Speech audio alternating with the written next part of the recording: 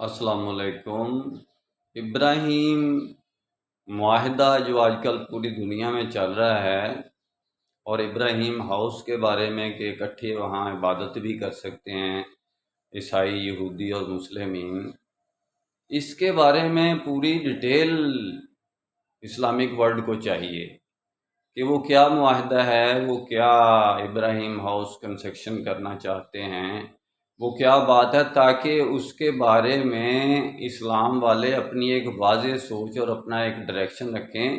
اور ان کو اپنے باپ کے بارے میں بھی پتہ چلے کہ ابراہیم علیہ السلام کی اسلام کے اندر کیا ویلیو ہے، تاکہ اس کو انالیسز کریں کہ اب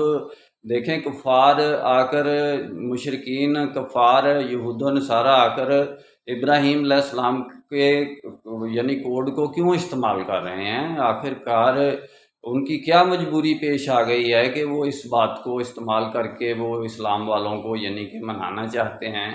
تو اسلام والوں کو اپنے باپ کا بھی نہیں پتہ ہے کہ ہمارا باپ یہ ہے، وہ کہتے ہیں ہم بیٹے کس کے قاضی کے، ہم بیٹے کس کے حافظ نہیں مان کے،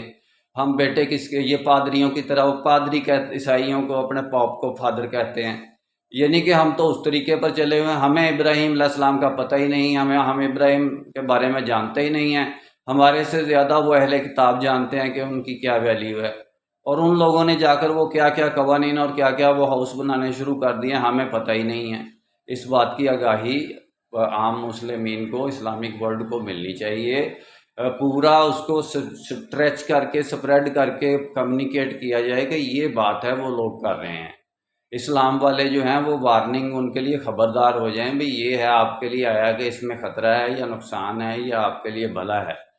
انشاءاللہ ڈیٹیل میں بات پھر ہوگی۔ میرا کام اسلامک ورلڈ کی امن اور یونائٹی کا ہے، نسبت وحدت خدمت خیر کے ساتھ۔ اللہ حافظ۔